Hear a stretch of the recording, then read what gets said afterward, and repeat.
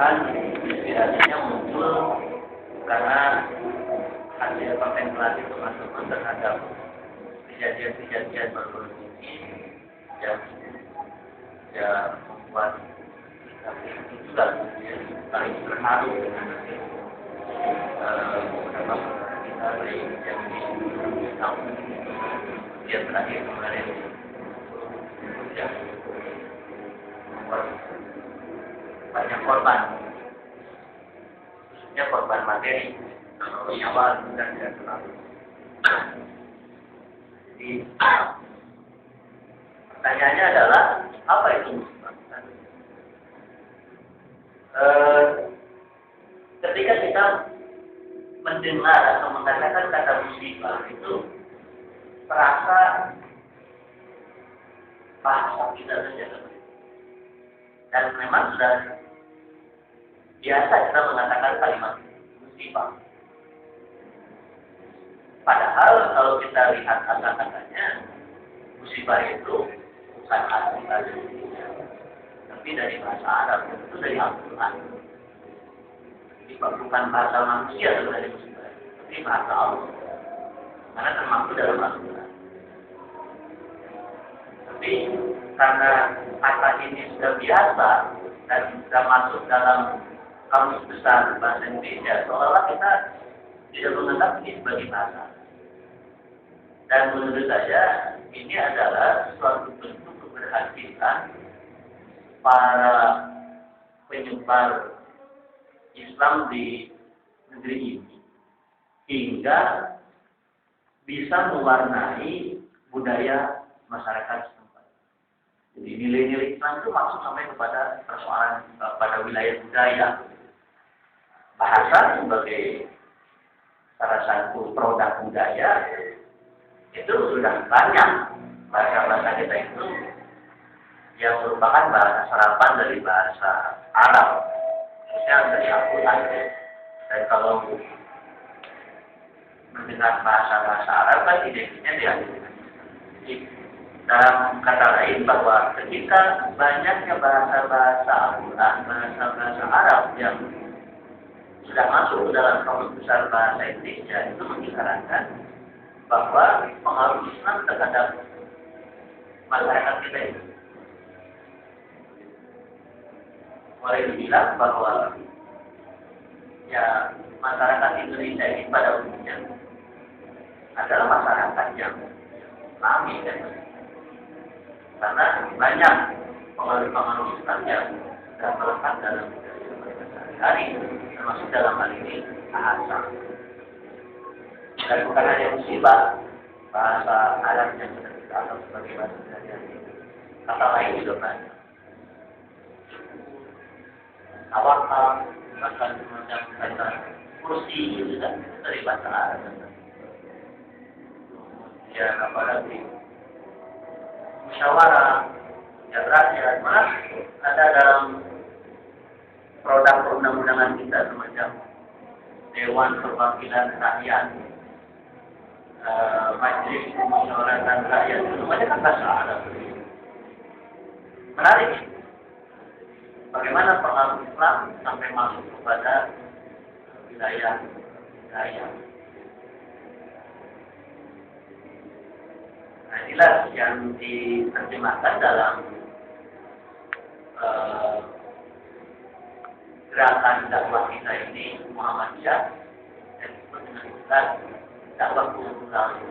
Di dakwah kultural itu bagaimana kita bisa membangun masyarakat Islami tidak melalui pendekatan struktural, melalui pendekatan birokrasi kekuasaan, tapi melalui budaya.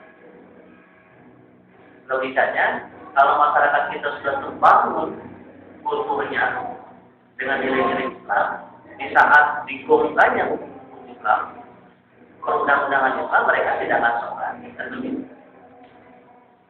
Karena kalau kita lebih mengedepankan gerakan struktural dalam hal ini, ambil alih dulu kekuasaan, dihasilkan produk-produk perundang-undangan yang katakanlah Islami, sementara masyarakat yang belum siap menerima itu juga tidak menjamin masyarakat Islam yang sebenarnya itu seperti yang menjadi isi gerakan Muhammadiyah itu bisa disampaikan seperti itu. Inilah pemikiran yang brilian menurut saya dari para pendiri Syarikat Muhammadiyah. Mereka tidak tergiur dengan gerakan-gerakan yang sifatnya struktural, pengambilan yang kekuasaan, tapi lebih bergerak di bawah kultural itu. Begitu. Makanya sampai kapanpun Muhammadiyah ini tidak akan pernah menjadi partai politik dan tidak akan pernah berafiliasi kepada partai politik manapun. Jadi saya sebut masalah partai politik karena tahun 2014 itu tahun politik katanya kan. Ini sedikit penegasan saja bagi teman-teman. Terakhir muktamar di Jogja, kebetulan saya ikut di sana, tetap komitmen Persyarikatan Muhammadiyah dengan politik praktis seperti yang dulu kembali ke kita, perjuangan kita, dari perjuangan kita bahwa Muhammadiyah tidak akan pernah menjadi partai politik dan akan mengambil jarak yang sama dengan partai politik manapun dalam kerangka kelembagaan. Tapi kalau dalam kerangka perseorangan ya terserah.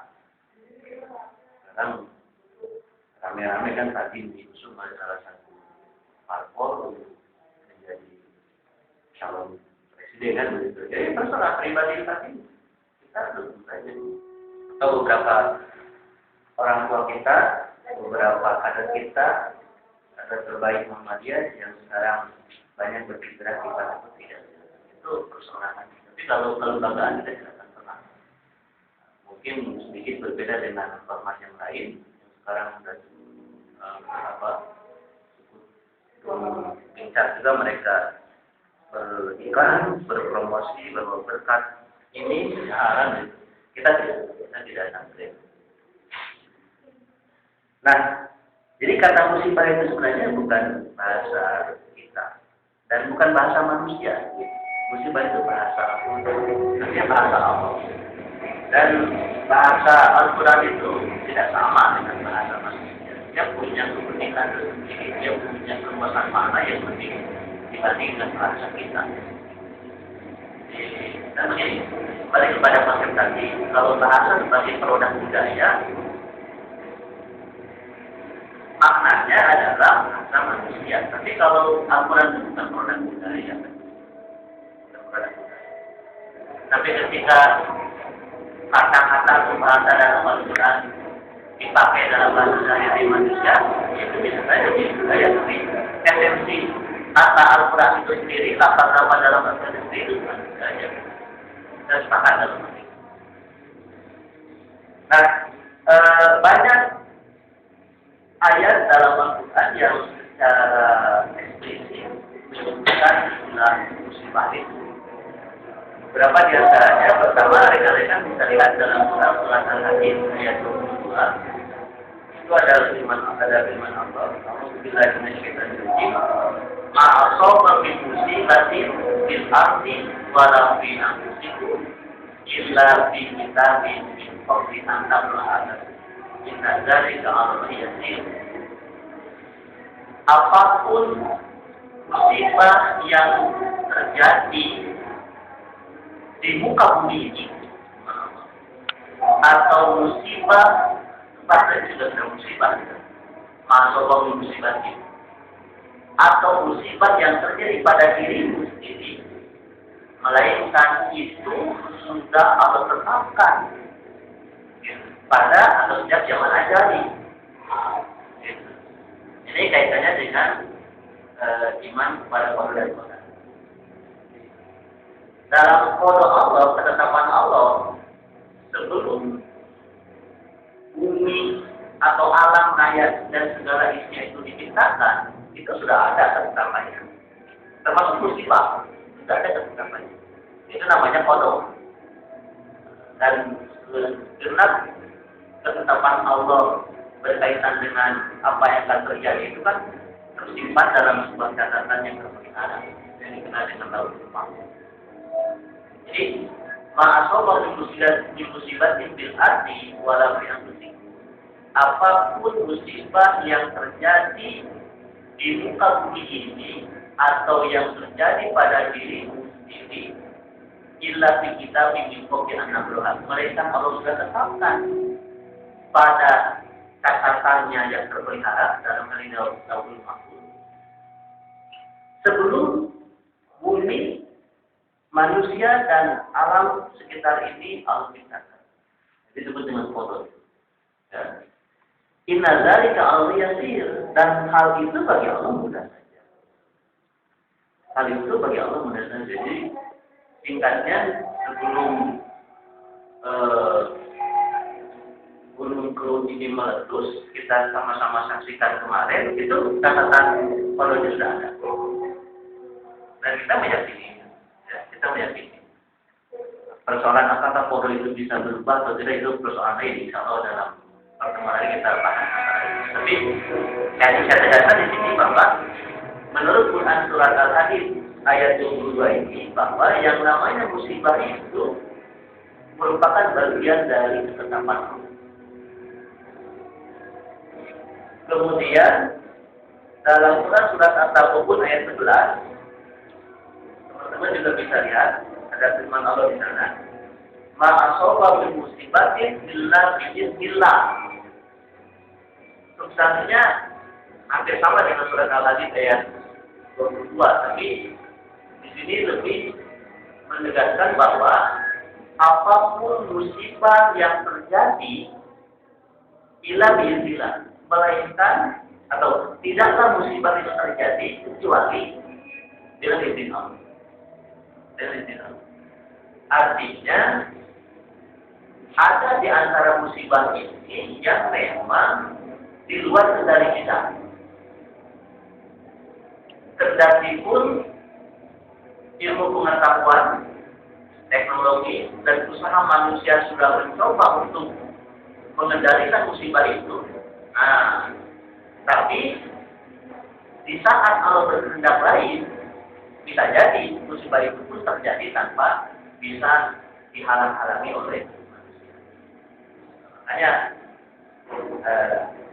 dalam surat Al-Tamu'min ayat 11 tadi Allah menyatakan ma'asobah musibatin illa bi'iznillah. Tidaklah terjadi musibah itu kecuali dengan izin Allah. Berarti dalam hal ini bagi kita tidak ada cara lain kecuali hanya bertawakal, menerima saja, berserah diri kepada Allah saja dalam menerima musibah. Karena ternyata itu terjadi di luar kendali kita. Jadi berkaitan dengan musibah ini, sekali lagi bahwa ada kalanya musibah itu terjadi di luar kemampuan kita untuk mengendalikan. Dan tidak ada lain sikap yang harus ditampilkan oleh seorang mukmin berkaitan dengan terjadi musibah itu kecuali dengan menerima. Ya. Nah, dan masih banyak ayat lain yang berkaitan dengan kata musibah ini selain surat Al-Hadid dan surat Al-Tamu'min tadi, termasuk diantaranya dalam surat Al-Baqarah ayat 156. Ya. Di sana juga ada kata musibah. Allah nyatakan, alladzina idza asabatuhum musibah qalu inna lillahi wa inna ilaihi raji'un. Karena lagi-lagi kata musibah Allah,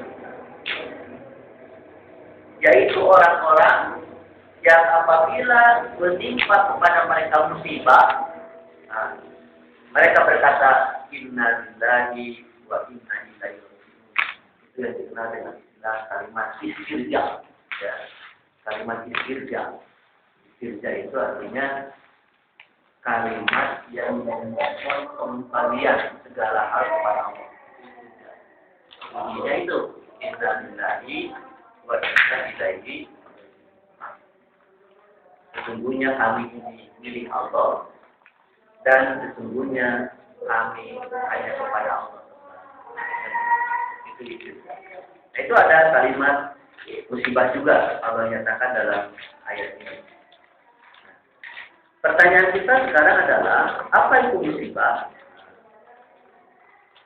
Imam Asy'arawi dalam tafsirnya ketika menjelaskan Quran surat Al-Baqarah ayat 156, beliau menyatakan wal musibatu hiya al-amru allazi yanalu insana minhu al-masyaqqatu wal alam.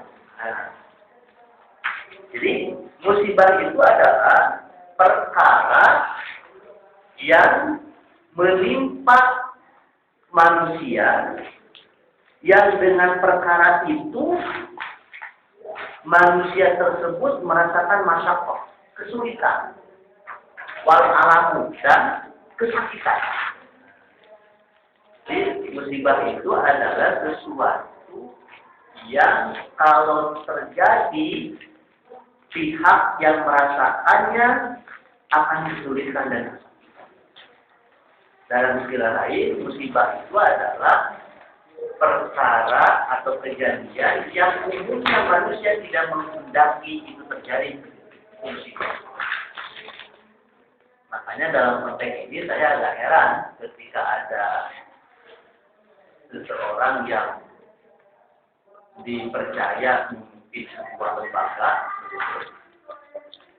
misalnya terpilih jadi ketua senat, terpilih jadi rektor, terpilih jadi anggota dewan, tiba-tiba pada saat pelantikannya di awal kalimat pidato pelantikannya dia bilang inna lillahi wa inna ilaihi raji'un.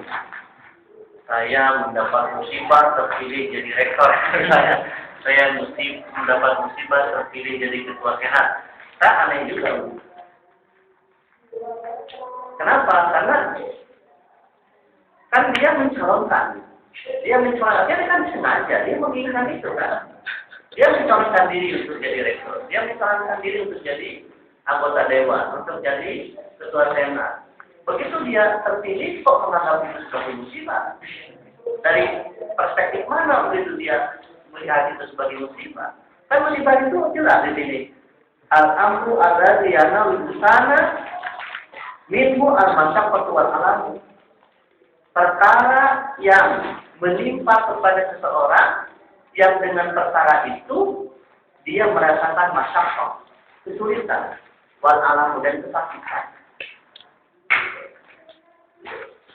Kalau memang dia merasa posisi rektor, posisi ketua senat itu menyakitkan, ya kenapa harus mencalonkan diri? Kan begitu logika sederhananya.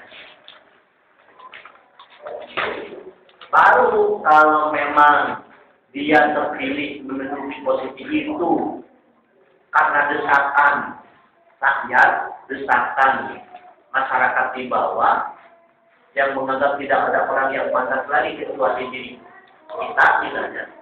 Kendati pun kita sendiri sudah menolaknya.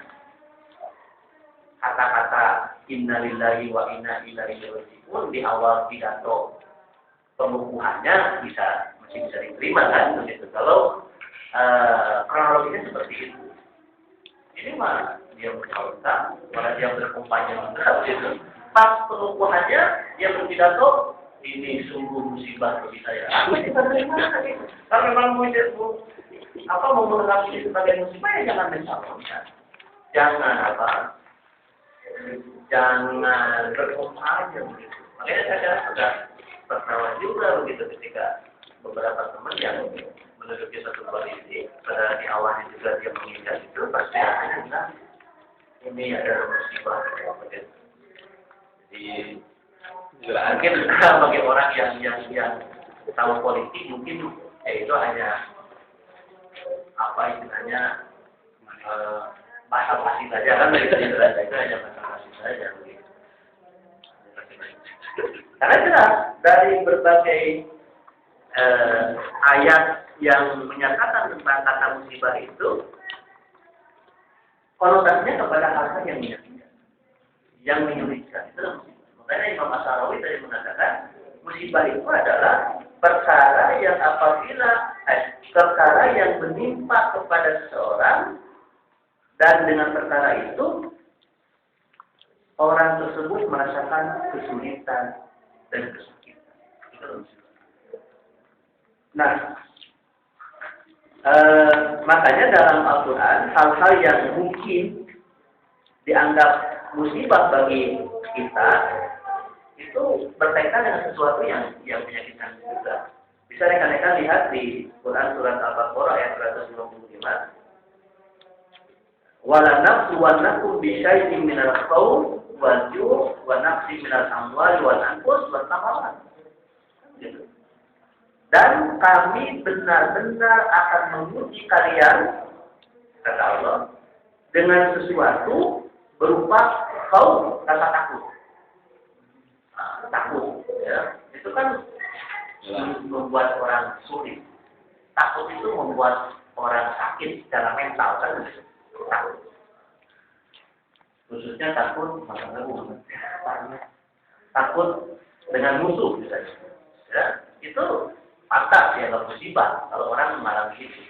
Kemudian wajib rasa lapar itu kan sesuatu yang menyedihkan, sesuatu yang menyakitkan juga rasa lapar. Ya, begitu.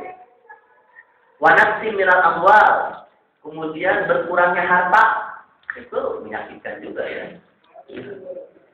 Kalau misalnya buka usaha kemudian bangkrut ruginya itu kan musibah, itu pantas ya kalau musibah kan, berkurang harta. Atau kita punya motor hilang gitu. Pas acara IMM untung enggak berangkat. musibah yang dialami yang kita Mas Ali dulu ya, waktu acara IMM di Korea. Materati. Itu musibah itu kita. Ya. Itu berkurang harta. Kemudian berkurang nyawa. Berkurang nyawa itu misalnya ya sakit, ya sakit. Berkurang kenikmatan hidup kita. Ya. Sakit itu musibah, layak disebut musibah. Atau orang yang kita cintai meninggal, itu musibah juga. Ya. Watamarot. Tamarot itu kalau terjemahan aslinya berkurang buah-buahan.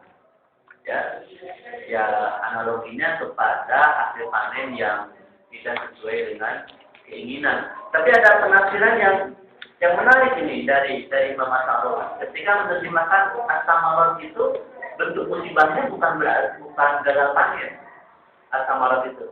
Tapi beliau menafsirkan begini, as-samarot itu artinya hilang masa depan. Gitu. Ini tafsiran yang agak aneh juga dari Imam As-Sa'di. As-samarot itu beliau terjemahkan hilang masa depan. Begitu. Katakanlah misalnya teman-teman mau masuk ke jurusan tertentu di universitas ini, misalnya karena sesuai dengan minat bakat kita dan harapannya bisa lebih cerah masa depan, tiba-tiba ditolak karena kurang sekian koma nilai kita itu. Itu bisa dikategorikan musibah. Kemudian kita melamar Mas Gali ini, melamar ke universitas dengan harapan kita bisa mengembangkan bakat, baik bakat minat ataupun bakat butuh uang. Ditolak, itu bisa dikategorikan musibah. Asal malam itu mananya. Nah ini saya tertarik juga dengan penafsiran Imam As-Sa'di itu. Ketika menerjemahkan wanaksi minas samarot itu berkurangnya buah-buahan, beliau tidak memaknainya seperti umumnya ahli tafsir yang lain tentang ayat ini bahwa wanaksi minas samarot itu berkurang buah-buahan itu identik dengan gagal panen. Beliau melihatnya itu wanaksi minas samarot itu artinya hilangnya masa depan. Itu musibah. Dan itu ilat usulnya bisa kita pahami juga. As-samar itu kan buah dalam bahasa Arab. Buah itu adalah hasil akhir dari sebuah proses panjang kan? Dari menanam, memelihara, kemudian ujung-ujungnya buah. Nah, dalam konteks tanaman, dalam konteks dunia pertanian, ya buah itu seperti itu. Tapi dalam konteks sosial yang lebih luas, Atamar itu ya bisa diartikan masa depan itu.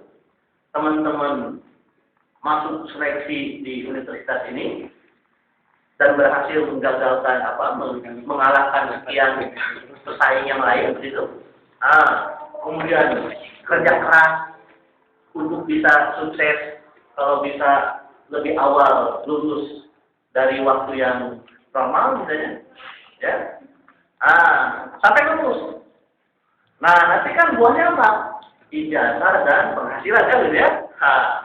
Jaminan kerja kan gitu. Itu buahnya. Nah, di saat kita tidak bisa mencapai apa yang kita inginkan dari hal yang berkaitan dengan masa depan kita, itu menurut Imam As-Salawi, As-Safari itu ujian, musibah dalam bentuk hilangnya masa depan. Bukan hilang dalam pengertian memang tidak bisa kita raih lagi, tapi tidak sesuai dengan apa yang kita inginkan. Itu makna dari naksi minasala, berkurangnya buah-buah. Itu menarik tafsirannya. Nah, jadi rasa takut, kemudian lapar, berkurangnya harta, berkurangnya usia, sampai hilangnya masa depan, itu kan 5 perkara yang membuat kita merasa sulit dan sakit kan. Sehingga pantas itu semua disebut musibah. Itu semua disebut musibah. Jadi yang musibah itu identiknya dengan sesuatu yang menyakitkan, bukan sesuatu yang menyenangkan. Ya. Kalau dilihat dari asal pengertian dari musibah itu sendiri. Ya. Nah,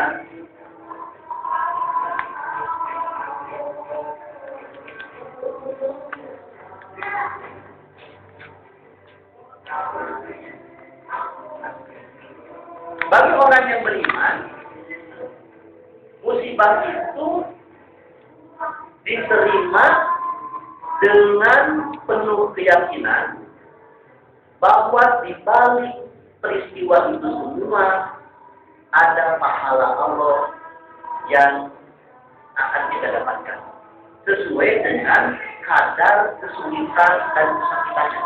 Gitu, ya. Jadi kata Imam As-Salawi, wa mu'minu yastaqbalu musibata wa sifat annaha ala qadri iblamiha yakunu sawabu alaiha. Orang-orang yang beriman, dia menerima musibah itu dengan penuh keyakinan bahwa di balik kesulitan dan kesakitan yang dia alami ini ada pahala Allah yang besar sesuai dengan kadar kesulitannya. Sesuai dengan kadar kesulitannya.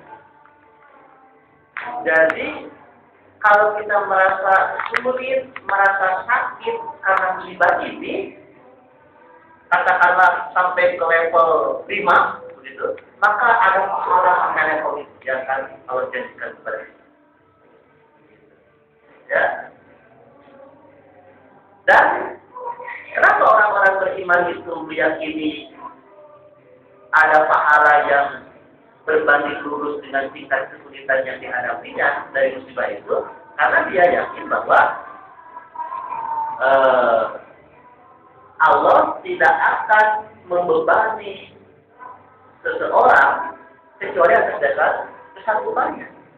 Dia sudah bisa mengukur bahwa Allah memberi musibah ini sesuai dengan kesanggupannya dan dia sanggup untuk menghadapinya.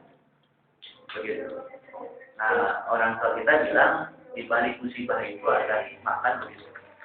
Pasti ada hikmah di balik itu. Ini sedikit cerita saja. 12 tahun yang lalu itu kan, ibu saya meninggal. Padahal saya masih ada adik yang usia TK saat itu.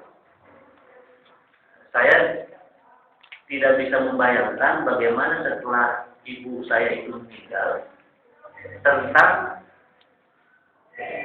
terpenuhinya kebutuhan sehari-hari adik saya, semacam makan, mandi dan sebagainya.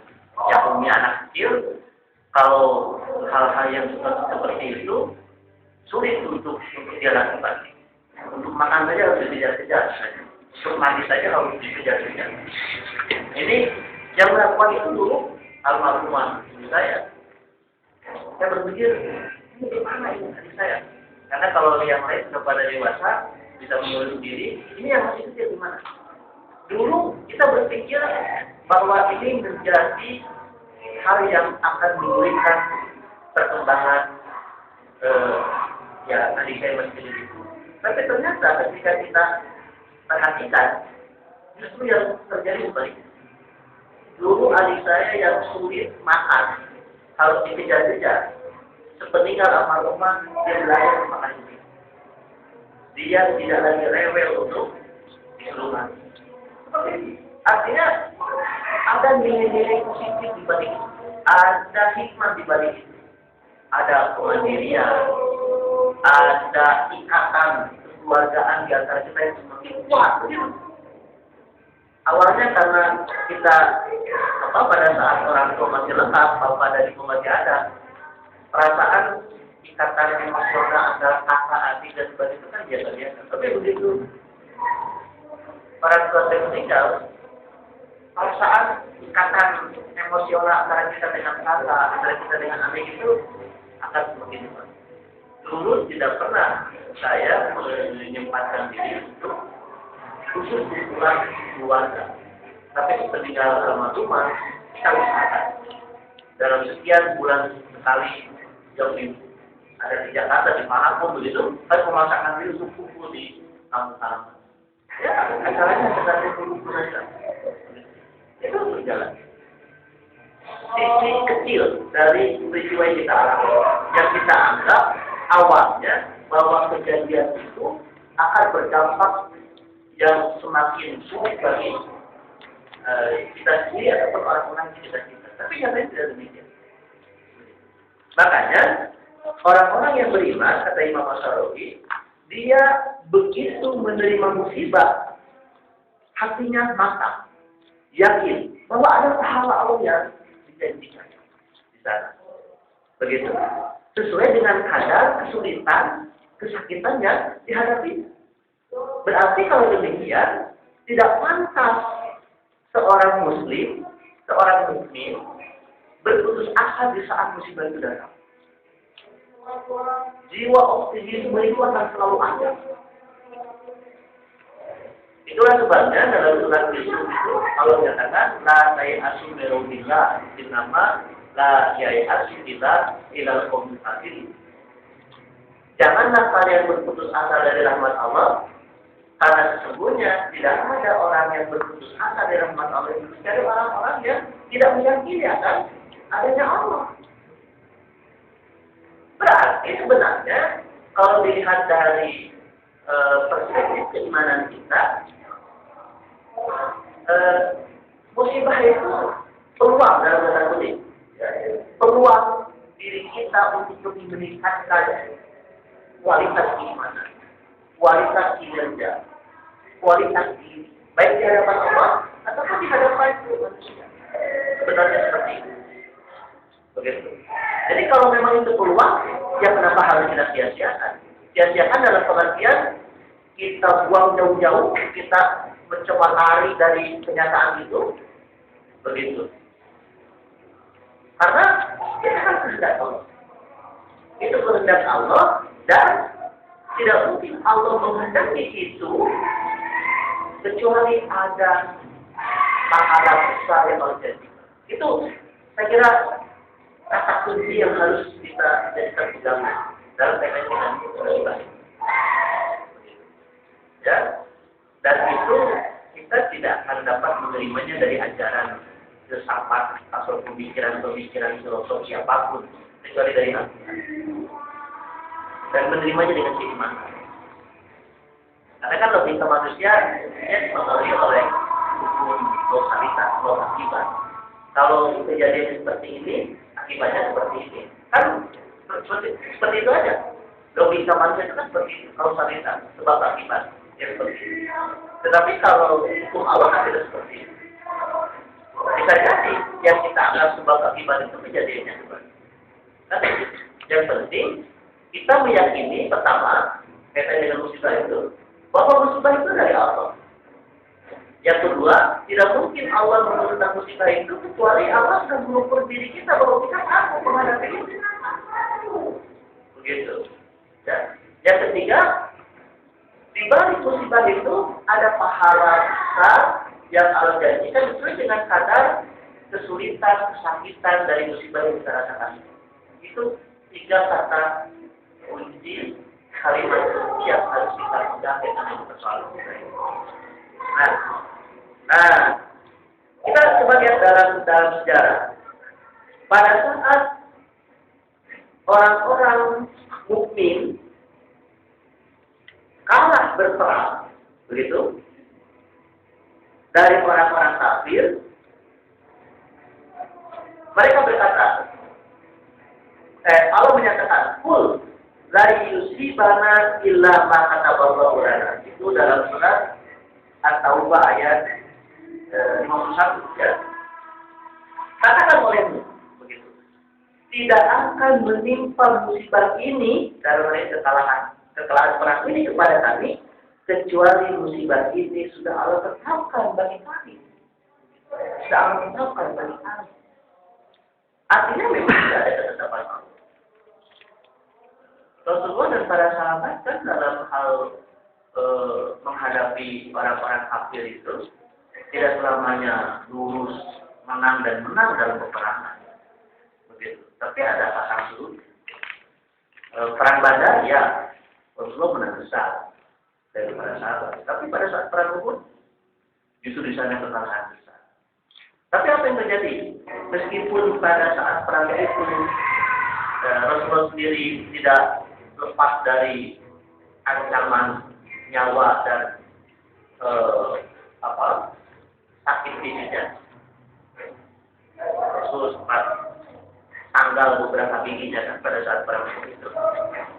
Tapi justru di balik peristiwa itu banyak hikmah yang dialami, apa yang bisa diambil pelajaran pada sahabat. Di antaranya apa? Bahwa ketaatan terhadap pemimpin itu harus diutamakan.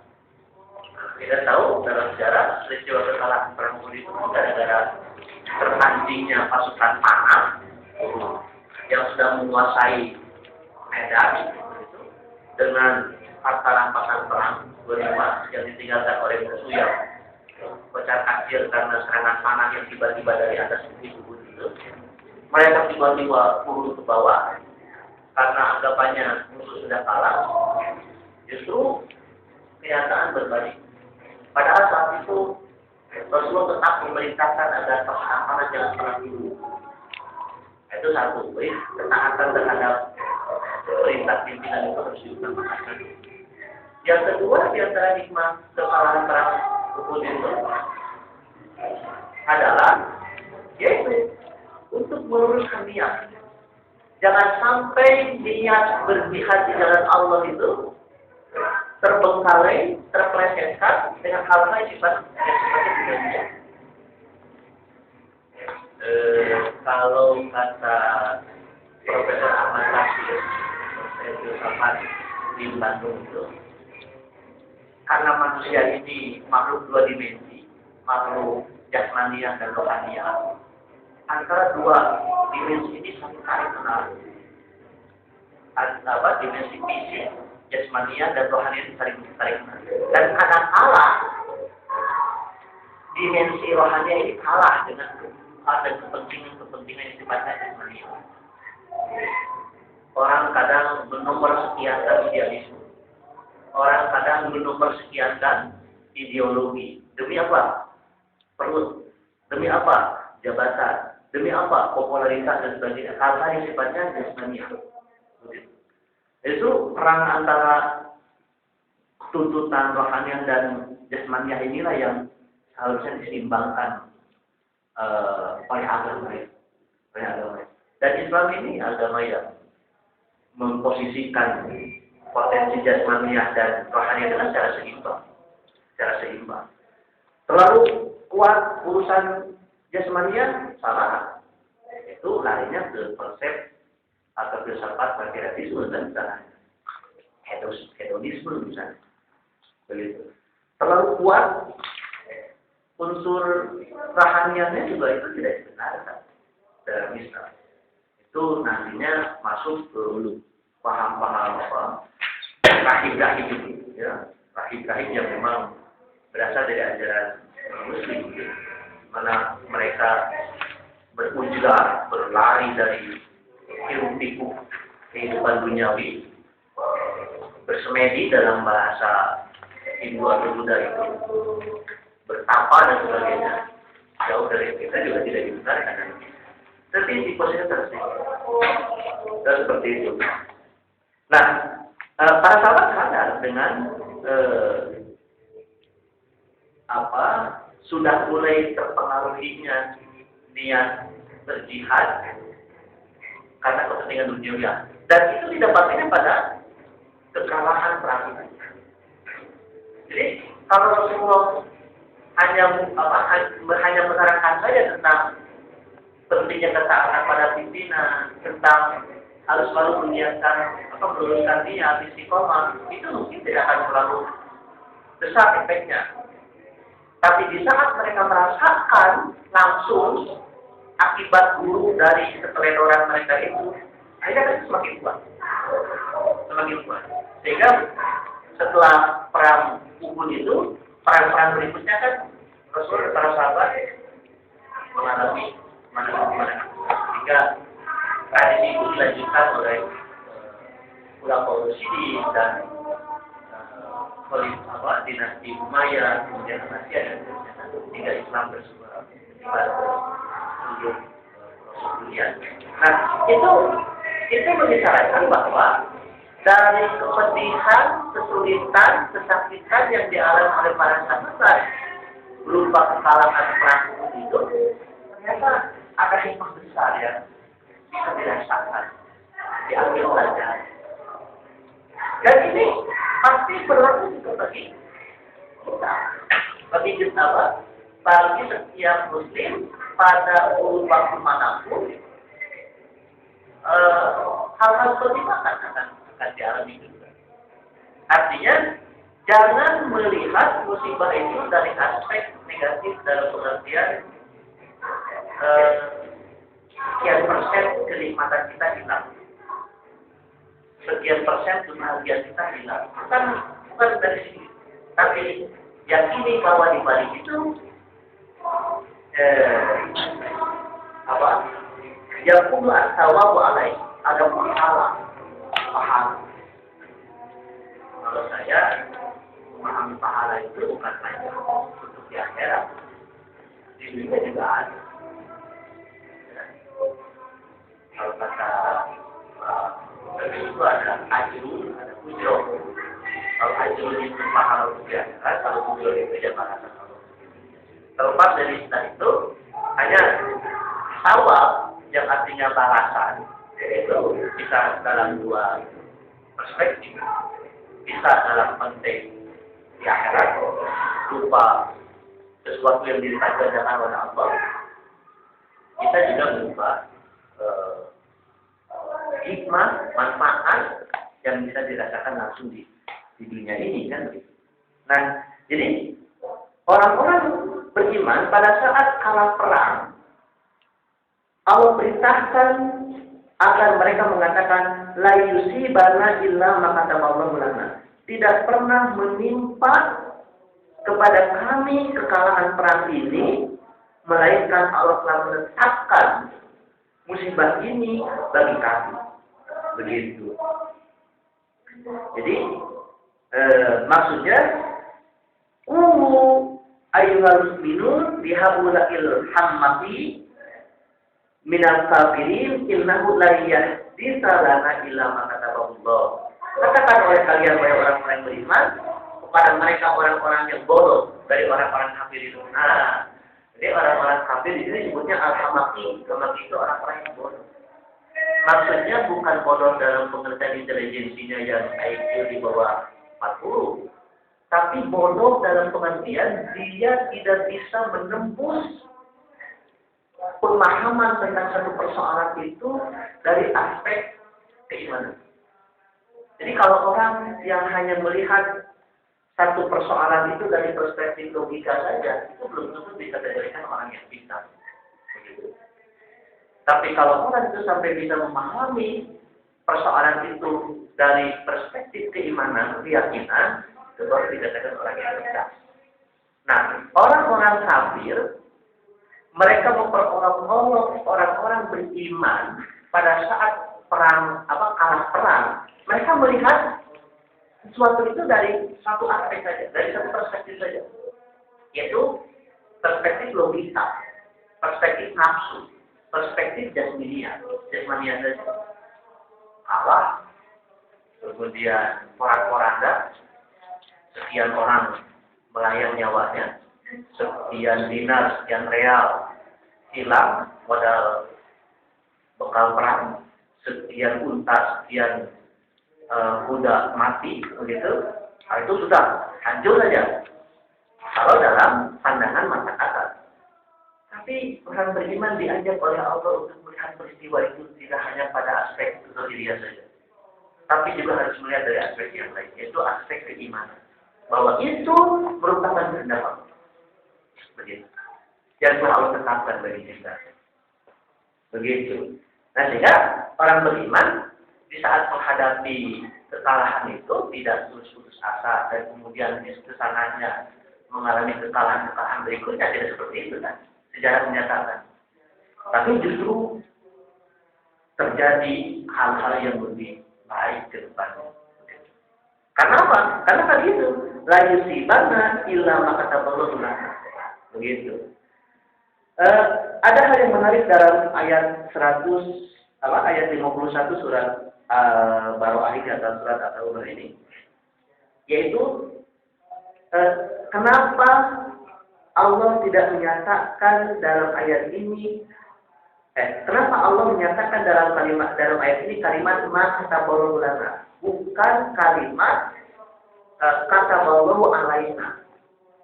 Nah, ini menarik. Dalam ayat ini kan la yusibana illa ma kataballahu lana kalimatnya, bukan ma kataballahu alaina. Nah, kata Imam As-Salawi ini mengisyaratkan bahwa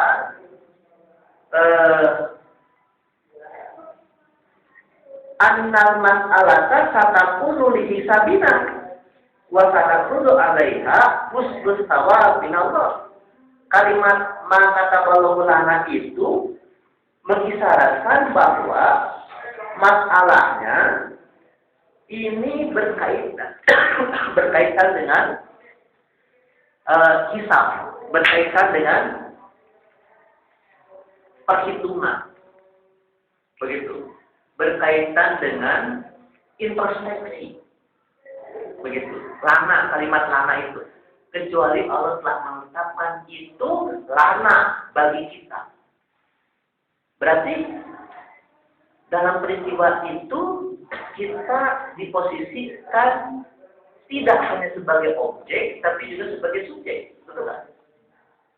Allah tidak menimpakan musibah itu kecuali telah Allah tetapkan bagi kami, lana bagi kami. Artinya, dalam peristiwa itu kita tidak hanya diposisikan sebagai objek penderita, tapi juga sebagai subjek. Sehingga kata Imam As-Salawi, satakunu li hisabina, ini mengandung isyarat introspeksi. Di situ dikalkulasikan apa sisi-sisi kesalahan kita di balik. Artinya ada peran nyata, ada keterlibatan kita juga dalam musibah itu. Ada keterlibatan kita juga dalam musibah itu.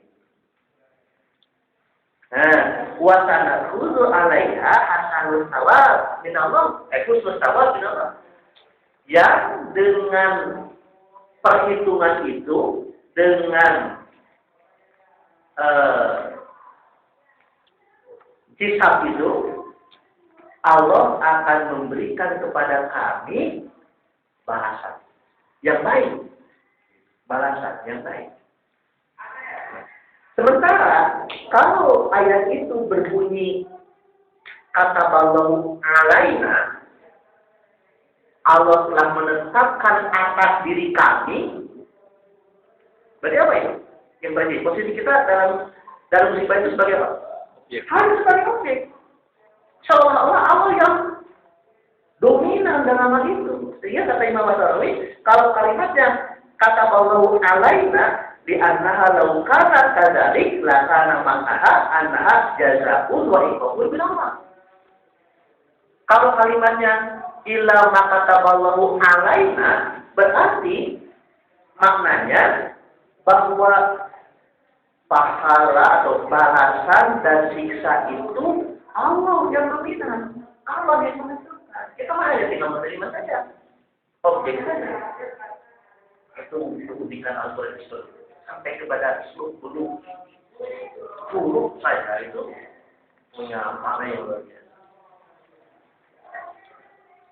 Jadi kenapa dalam ayat itu teman-teman bisa lihat nanti dalam surat Taubah ayat 51, Allah perintahkan orang-orang beriman itu untuk mengatakan kaitan dengan musibah berupa kekalahan perang itu, illa makataballahu lana, bukan illa makataballahu alaina. Ada unsur keterlibatan kita di dalam, sehingga menghasilkan apa? Lisisabina, introspeksi. Nah ini, jadi jangan negatif thinking kepada Allah. Kaitan dengan musibah yang menimpa kita. Begitu. Seolah-olah bahwa hanya Allah yang dominan dalam peristiwa. Betul memang. Segala sesuatu itu kembali kepada Allah. Tapi persoalannya di mana keterlibatan kita? Begitu. Betul Allah yang Maha Kuasa atas segala sesuatu. Tapi kan manusia juga ada peranannya di sana, ada keterlibatannya di sana. Dan itu ketika sudah menjadi ketetapan Allah, pasti ada hikmah di balik itu. Begitu. Ya. Nah. Makanya kata Imam Asy'ari, kaitan dengan musibah ini ada dua hal yang memungkinkan terjadi kepada seseorang. Pertama, apabila musibah itu terjadi karena mutlak keterlibatan kita di dalamnya, la yasihu ayyajzi'a, tidak pantas kita untuk menangis di saat menerima itu. Kita yang berbuat, kita yang melakukan, kita yang mengawali, tiba-tiba berbuah musibah, berbuah sesuatu yang menyakitkan, kenapa harus menangis? Layak siha, kata Imam Asy'ari. Ya, enggak layak itu ayat dia. Tidak pantas dia untuk menangis, menyesali, enggak pantas. Ya, bercengeng riak begitu. Ya. Berpesimis. Enggak pantas. Li'annahu huwa alladzi ja'a fil amri al-mulim li nafsi, karena ketika ada keterlibatan kita dalam peristiwa itu, artinya kita sendiri yang mengundang rasa sakit itu. Kita sendiri yang membuat rasa sakit itu. Kita sendiri yang mendatangkan musibah itu. Begitu. Jadi tidak bisa menangis. Dalam pengertian menangis di sini ya pesimis, putus asa. Itu seperti itu. Nah, satu, kalau musibah itu mutlak ada keterlibatan besar kita di dalam kejadiannya. Yang kedua, apabila kita tidak langsung terlibat dalam kejadian musibah itu, maka kita tinggal berpikir, adalah zuliman, apakah itu terjadi karena dengan dasar keadilan, atau karena atas dasar kezaliman. Begitu. Atas dasar keadilan itu maksudnya begini. Kalau tiba-tiba kita mendapatkan musibah tanpa ada keterlibatan kita di dalamnya, juga tidak ada keterlibatan pihak lain di dalamnya, maka yakini bahwa itu adalah bentuk keadilan Allah. Jabaratul Dzanbi itu akan menghapuskan kesalahan-kesalahan. Kita sudah berusaha untuk mengatur waktu, mengatur jam makan, mengatur istirahat dan sebagainya. Tapi tiba-tiba sakit. Sakit datang juga. Nah itu ditawar. Seperti sabda Rasul bahwa sakit itu bisa menjadi barang dosa. Itu bentuk keadilan Allah. Kita tidak terlibat secara langsung dengan datangnya sakit itu. Tapi itu bentuk keadilan Allah. Ya, bentuk keadilan Allah. Jadi itu akan Jabaratul Dzanbi, akan mengikis dosa-dosa kita. Kemudian yang kedua, apabila musibah itu karena peran serta orang lain, kita hanya kena dampak buruknya saja, begitu. Maka yang terjadi adalah yang tasullahu lahu mimman dzalamahu. Allah akan mengurangi kesalahan-kesalahan dirinya itu dan dibebankan kepada yang menganiaya, yang mendolimi. Begitu. Ya. Yang mendoliminya. Misalnya katakanlah ada orang yang dipenjara gara-gara difitnah misalnya. Nah, itu bagi orang tersebut musibah karena kezaliman orang lain. Tapi itu pun jangan jadi beban dalam pengertian yang membuat dia berdosa. Karena kezaliman orang itu berarti akan mengambil kesalahan-kesalahan kita dan dibebankan kepada orang yang zalim. Berarti kesimpulannya wa ala hadza fal mu'minu fi kullata al halataini sabit. Bagi orang-orang yang beriman, baik musibah dalam bentuk yang pertama tadi, artinya kelalaian sendiri, atau musibah dalam bentuk yang kedua tanpa kelalaian sendiri, itu lebih dia dua-duanya juga hukum. Dua-duanya juga hukum. Musibah yang pertama membuat dia semakin dewasa karena mengambil pelajaran banyak dari kesalahan-kesalahannya. Dan musibah yang kedua, dia akan terhapus kesalahan-kesalahannya. Itulah sebabnya dalam salah satu hadis qudsi Allah Subhanahu wa taala sampai kaku dengan orang beriman. Ajibul liman ilmu ambil mukmin firman Allah dalam hadis qudsinya. Aku ini takjub begitu dengan urusannya orang beriman. Betul. Kenapa? Iza asobatul khairu syakara. Apabila menimpa kepada orang itu kebaikan, lulus ujian IP 3,99.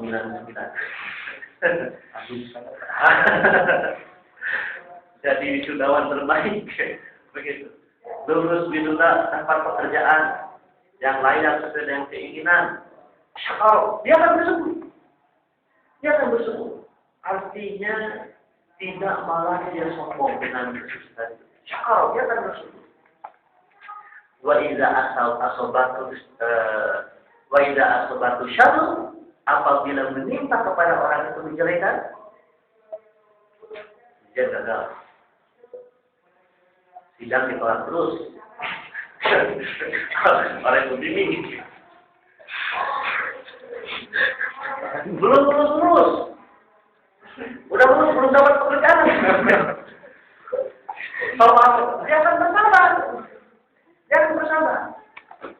Berarti baik di saat dia berada di atas angin, ataupun dia di saat dalam keterpurukan, itu menjadi hal yang baik semuanya bagi orang yang beriman. Kita tahu. Yaitu di saat dia bersabar pada waktu mendapatkan musibah. Itulah sebabnya kata musibah itu sangat erat kaitannya dengan sabar. Nah, itu kan ayat 156 surat Al-Baqarah ini lanjutan dari surat Al-Baqarah ayat 155 ya kan? Di saat Allah menyatakan kami akan menguji kalian dengan rasa takut, rasa lapar, berkurangnya harta, nyawa, masa depan, ada ujungnya wabah syirik sohbe, dan gembirakanlah para orang yang sabar. Begitu. Artinya musibah itu akan mendatangkan hikmah, mendatangkan berkah, mendatangkan manfaat, mendatangkan banyak pelajaran apabila kita menghadapinya dengan sabar. Inilah tugas kita yang kedua. Bagaimana kita mampu bersabar. Kan begitu. Jadi hadapilah musibah itu dengan sabar. Tanpa itu tidak mungkin musibah bisa kita lalui dengan baik dan bisa kita jadikan pelajaran dalam hidup ini. Begitu. Ya. Pertanyaannya, apa itu sabar? Secara sederhana, sabar itu adalah kemampuan diri untuk menahan. Menahan dalam pengertian kita tidak mudah terpengaruh oleh keadaan. Terlebih lagi kalau keadaan itu syarat dengan kepentingan sesaat, dorongan nafsu kita, dorongan logika kita yang kadang-kadang tidak selamanya sejalan dengan keimanan dan keyakinan kita. Sabar, begitu. Jadi sabar itu al-imsakun nafs dalam takrifnya. Jadi menahan diri, tidak tergesa-gesa, tidak tergesa. Jadi dalam kalimat ini Rasulullah mengatakan al-anjalu minasyaitan. Sifat ketergesa-gesaan itu adalah awalnya dari setan. Kenapa? Karena ya ketergesa-gesaan itu tidak akan berakhir dengan kebaikan. Ya, tergesa-gesa memilih dosa, tergesa-gesa memilih pasangan, memilih jodoh, memilih pekerjaan juga, memilih judul skripsi juga, begitu ya. Ya, bukan pandai juga sih pengertiannya, tapi harus berpikir dengan lebih dewasa, lebih arif. Ya, lebih tenang. Itu sabar. Dan bagi orang kaya sabar itu kan ada jaminan Allah. Karena orang masuk, Allah beserta orang yang sabar. Nah, puncaknya, rekan-rekan sekalian, dari sikap sabar yang ada pada diri seorang mukmin di saat dia menghadapi musibah, dia akan selalu mengembalikan urusan itu kepada Allah. Itu dengan kalimat istirja. Inna lillahi wa inna ilaihi raji'un. Begitu. Jadi etikanya ajaran agama kita, Rasulullah memerintahkan bahwa di saat kita mendapatkan musibah itu agar kita mengucapkan kalimat Inna lillahi wa inna ilaihi raji'un. Bahkan dalam riwayat yang lain itu ditambahkan kalimat. Tidak hanya sampai ilahi raji'un. Kalau ayatnya memang hanya sampai ilahi raji'un. Tapi dalam hadis yang diriwayatkan oleh Imam Muslim dari siapa ini? Itu kalimatnya setelah ilahi raji'un itu ditambah Allahumma ajirni fi musibati wa khulufli khairan minha. Ya Allah, berikanlah aku pahala dengan musibah ini. Nah, kita ingin menambah pahala dari musibah. Itu sangat mungkin. Apa? Sabar itu bisa berbuah pahala. Ya. Begitu. Allahumma ajirni fi musibati, ya Allah, berikan aku pahala dengan musibah ini. Wakhluf li khairan minha. Nah, dan semoga engkau menggantikan musibah ini dengan hal yang lebih baik. Ya. Jadi, nah itu yang harapan dua dimensi itu, harapan keseimbangan, konsep keseimbangan dalam Islam itu. Di satu sisi kita ingin diselamatkan keimanan, keyakinan, jangan sampai goyah karena cobaan ini, musibah ini. Di lain pihak juga kita ingin mendapatkan jaminan kehidupan yang lebih baik kan? Nah, ini Rasulullah ajarkan. Nah, jadi teman-teman, kalau mendapatkan musibah apapun bentuknya, itu dibaca Inna lillahi wa inna ilaihi raji'un. Terus Allahumma apa? Yang pertama itu ajirni, terus fi musibati, terus wakhluf li khairan minha. Apa lagi?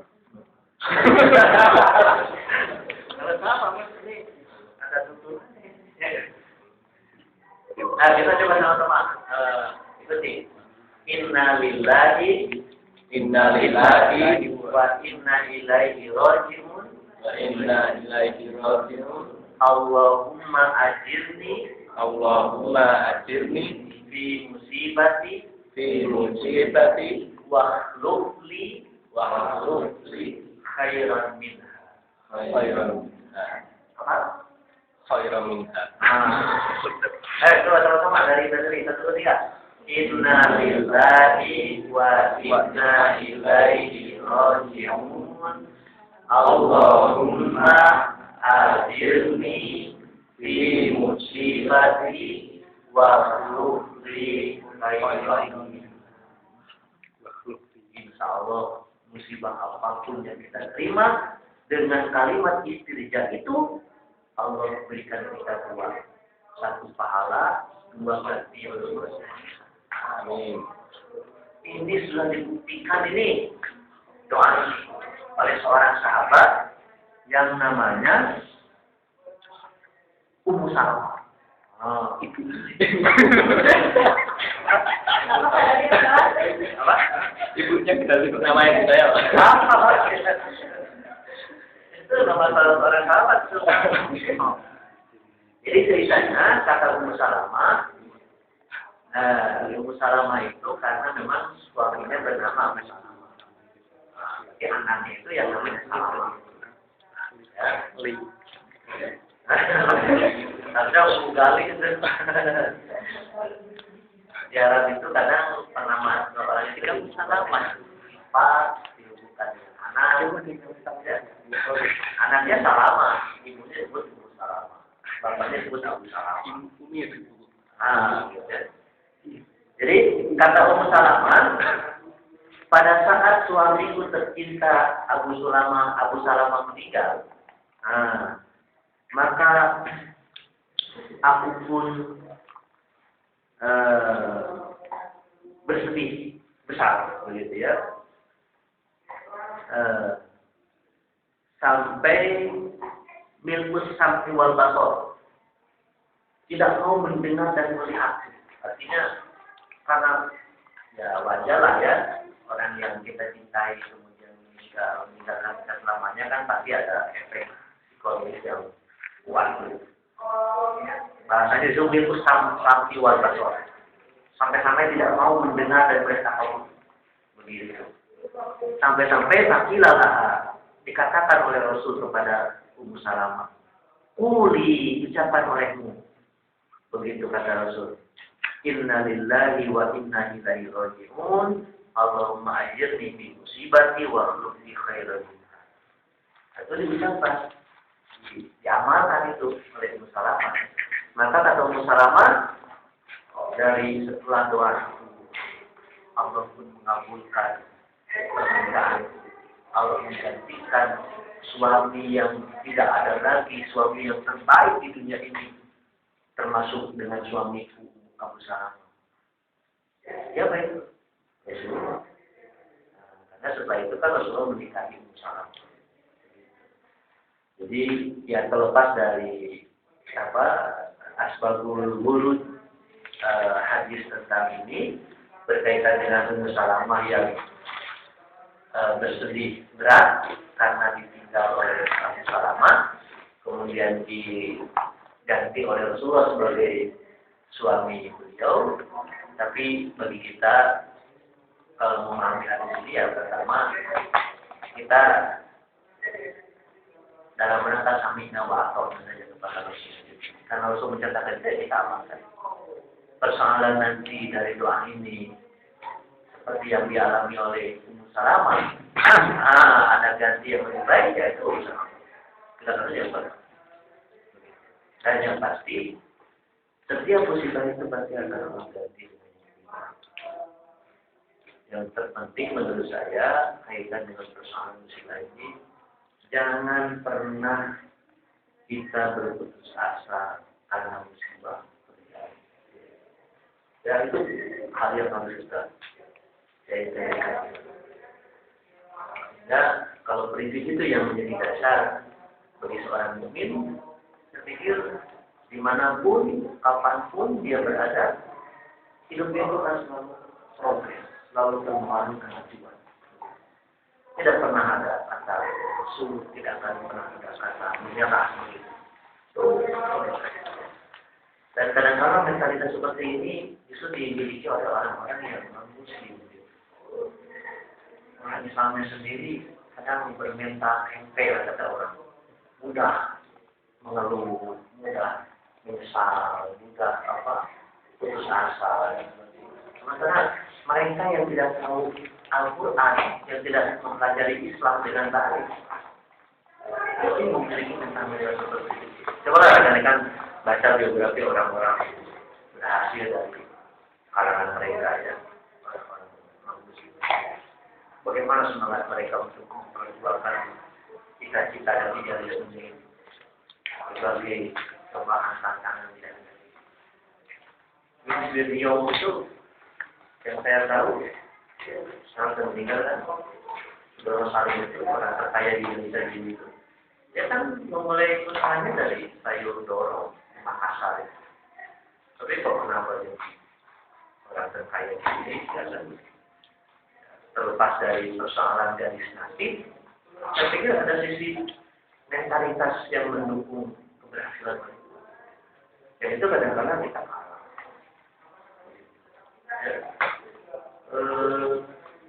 Apa itu? Pokoknya banyak lah dari kisah-kisah orang-orang besar itu yang justru mereka tidak mendapatkan pelajaran-pelajaran itu dari Alkitab dan Al-Quran, tapi dari kontemplasi mereka, karena mereka bukan seorang muslim. Sementara kita dari orang yang mempelajari Al-Quran sendiri kadang-kadang tidak seperti itu. Nah ini menurut saya kita bersama. Bagaimana kita bisa menampilkan sosok pribadi muslim yang sebenarnya menurut Al-Quran, keterkaitannya dengan persoalan muslim. Berarti kan kalau begitu, hidup ini apapun, bagaimanapun itu selalu mendatangkan kenikmatan. Tidak ada yang salah Allah dalam menentukan nasib seseorang itu. Ada yang salah. Yang menganggap itu salah itu mainstream kita, mindset kita, cara pandang kita yang menganggap itu salah. Tidak mungkin. Kesimpulan akhir dari orang-orang yang beragama itu kan di saat merenungkan tentang peristiwa yang terjadi di alam dunia ini apa? Robbana ma khalaqta hadzal batila, kan itu kesimpulan akhirnya itu. Ya Allah menciptakan semua ini tidak ada yang batil, tidak ada yang sia-sia. Kenapa teman-teman kok mengambil kuliahnya justru di perguruan tinggi ini, bisa jadi tidak di kampung halaman, misalnya. Itu saya kira rencana Allah yang tidak ya. Kenapa teman-teman kok malah aktif di IMM, tidak aktif di Perserikatan Organisasi Indonesia? Saya kira itu rencana Allah yang tidak sia-sia. Ya. Tidak ada satupun dari sepenggal perjalanan hidup kita ini yang Allah susun dengan skenario yang asal-asalan. Hanya kadang-kala kita. Nah, ingat rekan-rekan, kalau kita sudah bersyukur kepada Allah, Allah pun nanti akan mendatangkan sesuatu yang sesuai dengan mindset kita. Ini anak indah doni abdili kan begitu. Firman Allah dalam salah satu ayat. Aku ini tergantung dari apa yang disangkakan hamba terhadap diri. Jadi kalau kita berprasangka jelek kepada Allah, maka yang akan kita dapatkan dan kita rasakan pun yang jelek-jelek saja. Berarti rekan-rekan sabar. Ini keterkaitannya bukan pada persoalan ketahanan mental, tapi berkaitan dengan juga mindset kita. Sabar, di mana kita harus selalu berpositif thinking, khususnya kepada Allah, termasuk juga pada sama.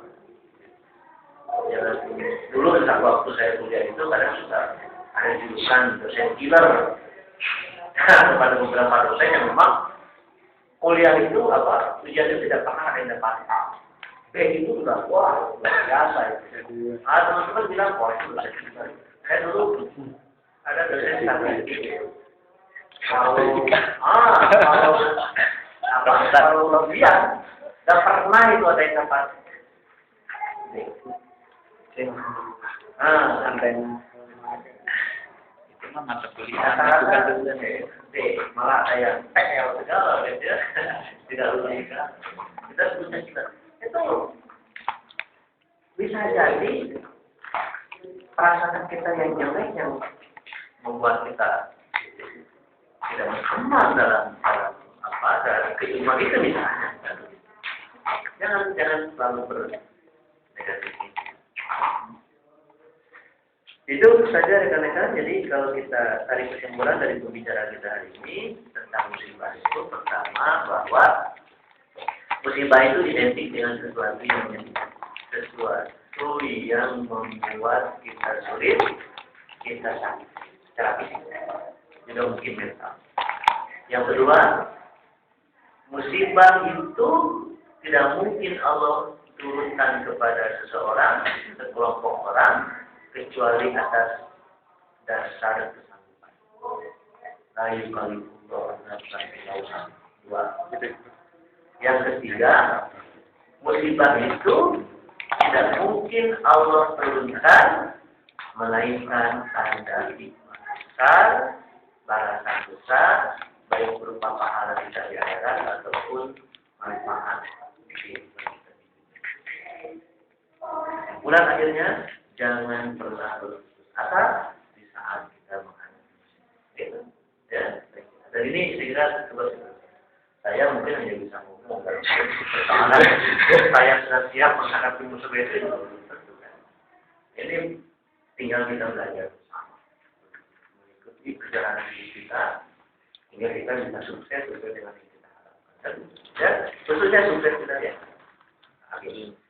Demikian dan saya serahkan lagi kepada semua acara langsung ngobrol. Assalamualaikum warahmatullahi wabarakatuh. Waalaikumsalam. Mungkin dari teman-teman ada yang bertanya. Silakan.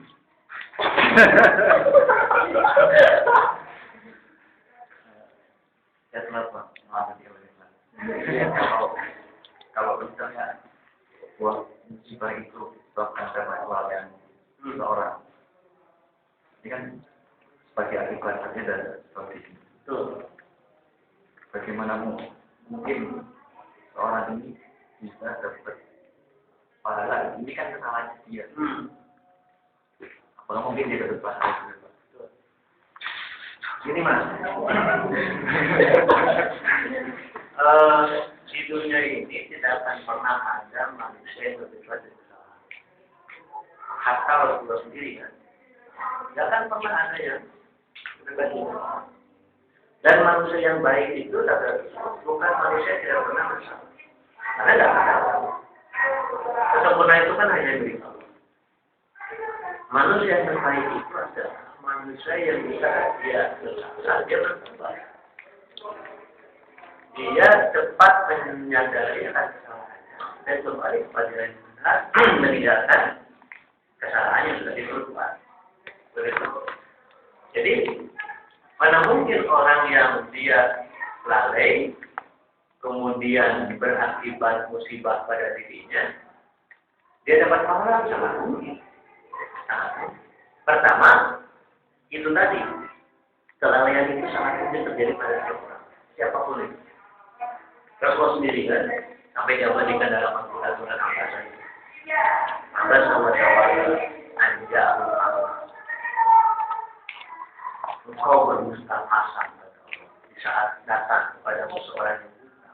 Rasul ditegur kan, ketika umum makmum datang untuk berkonsultasi dan diskusi masalah keagamaan, Rasulullah SAW menyepelekan beliau karena lagi berhadapan dengan pembesar Quraisy saat itu. Seolah-olah Rasul berhadapan umat yang terlalu penting. Ini pembesar yang kalau dia tertarik dengan Islam, efeknya akan. Tapi Allah tegur. Artinya Rasul berbuat salah. Nah, jadi di saat musibah itu terjadi karena ada kontribusi kelalaian kita di dalamnya, selama kita mau menyadari akan kesalahan itu dan mengambil pelajaran akan kesalahan itu, kita akan bersalah. Taubat itu kan sesuatu ibadah. Taubat itu bagian dari ajaran agama. Siapapun yang melakukannya dia akan bersalah. Kenapa? Karena efek dari taubat itu kan dia akan semakin baik. Perilakunya akan semakin baik. Tindakannya akan semakin baik. Sikap, pikirannya, perasaannya itu akan semakin baik. Dan sesuatu yang membuat atau berpotensi membuat seseorang semakin baik itu kan positif. Jadi insya Allah kendati pun itu karena kalau ya musibah. Selama dia mau kembali ya hal itu.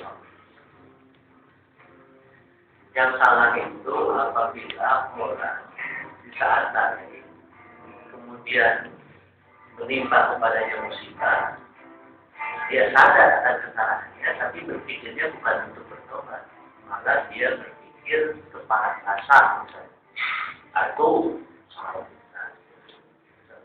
Kan tidak sedikit juga orang yang seperti itu, kepanasan, takut, kecebur. Udah saja habiskan itu orang-orang kafir itu dalam bahasa Quran. La ya'asu birodillah innamalah ya'asu birodillah. Kata ya'asu birodillah. Janganlah kalian berputus asa di nama Allah. Berputus asa itu menjadi orang lain. Aktualisasi keputus asanya kan ada dua. Ada yang sifatnya melawan, ofensif. Ada yang sifatnya defensif, menahan diri, mengalah. Putus asa yang sifatnya defensif itu orang yang kepala basah itu. Kesalahan pertama dia lakukan, dia sadar, tapi dia tambah malah kesalahan-kesalahan berikutnya itu yang defensif. Itu putus asa juga itu. Hakikatnya itu putus asa juga. Kalau yang defensif itu orang yang ketika dia lalai menimpa musibah kepadanya, dia malah semakin memperburuk dirinya, terjerumus kepada mabukkan misalnya dan sebagainya itu ya sampai kebunuh diri misalnya itu ya itu sama juga putus asa. Nah orang yang seperti itu di mana dapat pahalanya, di mana dapat memperoleh pelajaran dari musibah itu.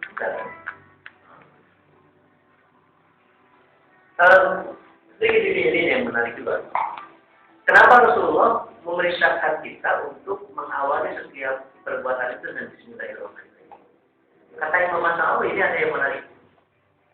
Bismillah itu kan dengan nama Allah. Artinya ketika kita mau berbuat, kita mohon, kita menyerah kekuatan dari Allah. Supaya kekuatan Allah hadir dalam diri kita, dan itu menjadi power untuk kita menyelesaikan pekerjaan itu satu. Yang kedua, Ar-Rahman Ar-Rahim itu sifat Allah, Maha Pengasih, Maha Penyayang. Apa itu maknanya? Di saat kita salah langkah dalam pekerjaan itu, tidak usah khawatir, karena Allah Maha Pengasih, Maha Penyayang. Makanya menurut saya, kalimat Bismillahirrahmanirrahim itu di saat kita baca awali suatu pekerjaan harus menjadi motivasi kita untuk berimprovisasi, harus menjadi motivasi kita untuk berinovasi gitu. Itu jangan takut salah, begitu intinya. Jangan takut salah. Di saat kita melakukan pekerjaan itu, selama itu tidak direncanakan. Saya terima mengumpamakannya kepada pekerjaan saya. Saya kan kalau saya ngajar secara konvensional, karena saya takut salah menyalahi pakem, katakan begitu, dalam hal mengajar, maka produk dari proses pembelajaran itu akan biasa-biasa. Tapi kalau saya mencoba keluar dari pakem yang ada dengan berimprovisasi, itu mungkin ada warna lain dari produk pembelajaran. Makanya kalimat Bismillahirrahmanirrahim itu sebenarnya di balik ketawaduan kita untuk memohon kekuatan kepada Allah, juga ada semangat untuk berimprovisasi, semangat untuk berinovasi. Kalau umumnya orang mencari pekerjaan itu hanya dengan melamar sini, melamar sana, dengan membawa maaf dan sebagainya, kita cobalah bikin iklan misalnya. Nah, jangan kalah seperti saya baca di sudut kanan pikiran rakyat itu, ada seorang pengangguran. Ternyata dengan dia memasang iklan di YouTube, saya lupa lagi apa keahlian dia itu. Malah dia didatangi oleh perusahaan-perusahaan. Apa yang saya lupa juga itu, apa kalimat dia yang dikatakan itu. Itu artinya orang yang keluar dari pakem itu. Ketika orang biasa-biasa bertindak seperti ini, dia keluar dari kebiasaan. Dan semangat itu ada dalam kalimat Bismillahirrahmanirrahim sebenarnya. Yaitu kalimat Ar-Rahman Ar-Rahim itu. Kita ini kan kadang-kadang takut kalau keluar dari pakem ya. Mahasiswa itu kalau umumnya pagi ke kampus, siang ke kos, seharian tidur, malam paling sedikit-sedikit baca buku, sama begadang, esoknya seperti itu lagi, itu kan pakemnya. Tapi sekali-kali kita keluar dari di sini. Pasti bolos kuliah. Bolos kuliah, ikut seminar ya. Gini, ada ini juga. Satu orang dosen di guru besar, namanya Profesor Mahat Nasir. Beliau di awal Februari itu bilang begini. Saya itu dulu terkenal dengan mahasiswa yang jarang masuk kan. Karena saya membimbingkan mengejar seminar di mana bilangnya. Dibanding dengan kuliah. Coba Anda pikir.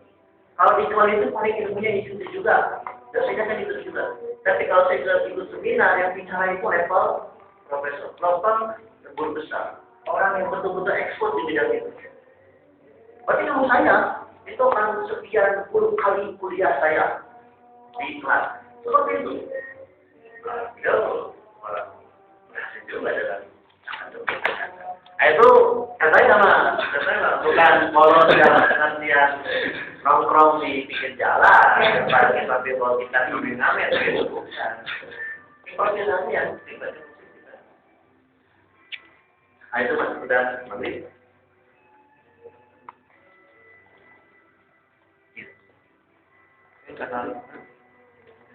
Kita tutup kasus kita kali ini dengan